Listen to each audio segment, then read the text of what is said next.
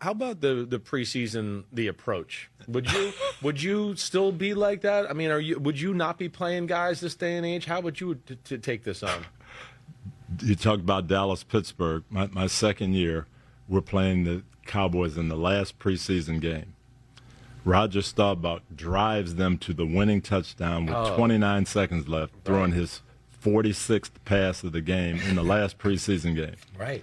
Coach Noel walks over to Bradshaw and Swan and saw we're going back in trying to win this game. That's amazing. They went back in with 29 seconds left. That's how it was in those days. You played, you got ready, and for me, that's how I made the team. I had the 5th, 6th preseason game my rookie year. That's when I started playing better and got a chance to show what I could do. But the early games were the veteran guys getting ready. They played, and I believe you have to have your guys get that feel of playing to be ready for real football for the regular season. Yeah.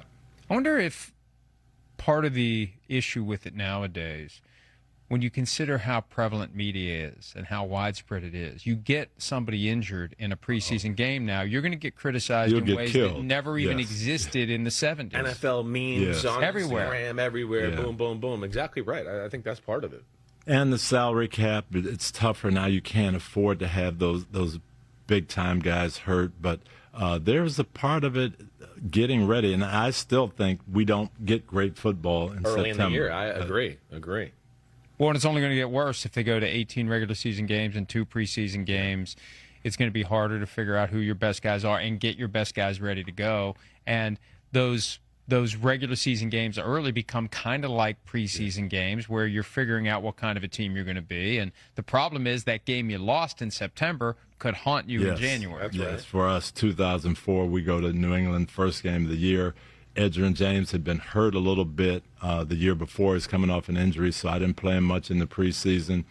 We play a tight game against New England. Edgerrin fumbles twice. He's not a fumbler at all. I can't remember another game he ever fumbled twice. Well, he fumbles twice. We lose the game by 3 points. And then all year long, we're a game behind New England. We have to go there for the championship game, and they beat us in the playoffs because of that week 1. Right. It does seem like, I'm with you, Coach, that the last few years, September is sloppy. And two, I'm always against where, hey, if we're going to have 18 games and less preseason, we can't have less practice, too. That's where I go, right? I talk to the coaches now. Mike Tomlin, he told me, you can't fix things that are problems now because you can't practice enough to fix them. And I just don't know how I would respond to that where it's all walkthroughs and you can't go live. I don't think it helps the players in the long run either. That's where I think is the misconception. In the NFLPA, it's wearing our bodies down and all that. I want to go, no. It's softening your bodies. It's not hardening you for the callus. Callus the Jim Harbaugh callus. Exactly right. It's not getting you ready for the season, and that's why I think I don't know, Coach, I think we've had this conversation before. It feels like there's more weird injuries in September than back in your day or my day or anything like that. I would agree. I think you have to get your body ready to play. I think you can practice without just really wearing people down. You can get ready and do it in the right way, and I just think we need to examine how we're doing it. We were talking yesterday to Coach Garrett about the amount of time that coaches work and showing up early, staying late, sleeping in the office.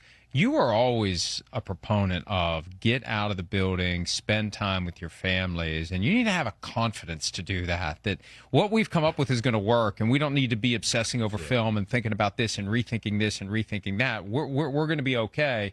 It's more important to have that balance, get a good night's sleep, be around your family, and it's impressive because it was rare.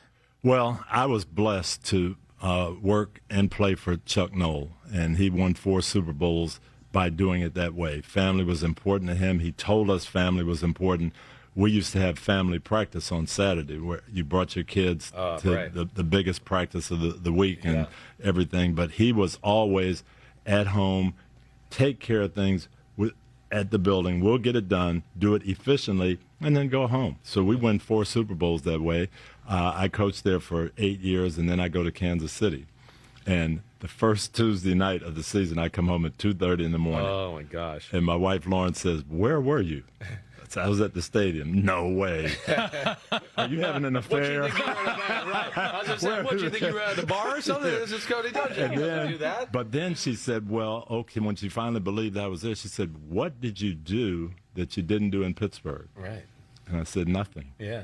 Yeah. And all the guys who were on that staff, Bill Cowher, Bruce Arians, myself, we all became proponents of, hey, let's get our work done and go. And Marty, to his credit, I mean, he recognized it, but he said, I'm an obsessor. I'm on everything. I want to be on every detail. I want to uncover every stone. So I learned from him how to be thorough. Right. But I could say, okay, Chris, you've got this. You get that done. Mike, you get that done, and then we'll all leave. Did you tend to be like an early morning guy or more like stay a little late? Like Jason Garrett yesterday was like, either get there early or some guys stay a little later. How did you do that? I was neither one. I took my kids I was in the carpool driver. That's amazing. We played a Monday night game in St. Louis, and we got back about 4 o'clock in the morning, and I took my kids the carpool to school, and the teacher said, weren't you in St. Louis a few minutes ago? But that's how it was. And I've got to be efficient, I've got to work, and I've got to get home, and I've got to trust my staff. Yeah. That if I give you an assignment, you're going to get it done. Right. And that's the key. It's efficiency. Yeah. You make the most out of the time you're at work. You don't hang around and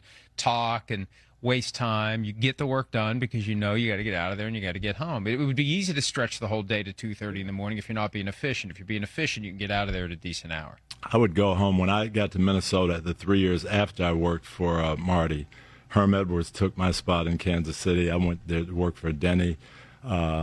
I would go home and let my son James draw the cards for the next day. And I'd call Herm. I'd say, yeah, I'm at home. Jamie's drawing my cards. I know you guys are just getting started. That's amazing. That's amazing.